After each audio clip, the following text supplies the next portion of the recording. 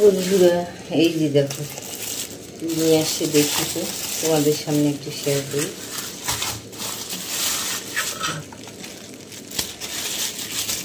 এই চিকেন নিয়ে আসছে, এই যে দেখো।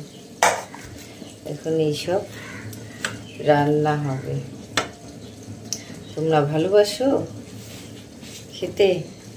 আমার মেয়ে তো না হলে চলবেই না, বাবা, নইলে একদম।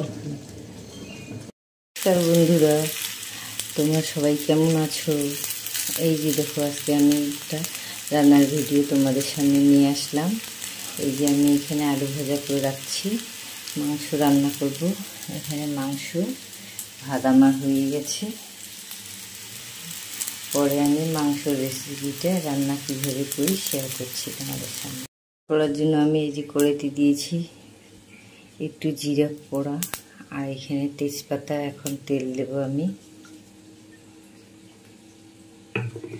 তারপরে এই যে এখন আমি পেঁয়াজটা ঢেলে দেব।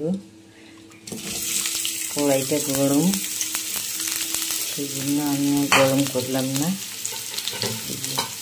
পেঁয়াজটা এখন ভাজা ভাজা হবে, তোমরা দেখতে থাকো। এই যে আমি এখন পেঁয়াজ ভাজা করছি।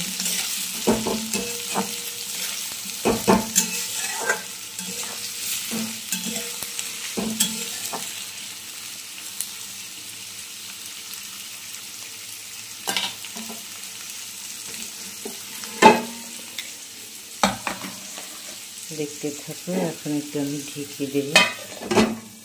বন্ধুরা, আমার এই যে পেঁয়াজ ভাজা হয়ে গেছে। এখানে আমি রসুন বাটা, আদা বাটা, একটু জিরা বাটা দিয়েছি, একটু চিকেন মশলা। চিকেনের মধ্যে একটু চিকেন মশলা না দিলে ভালো লাগে। কি সুন্দর দেখো কালারটা আসছে।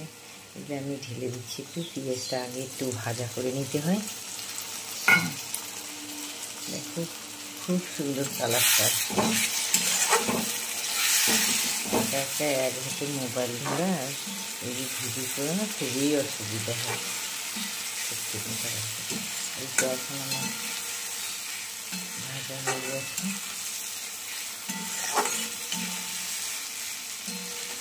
এত সুন্দর কালার আসছে না।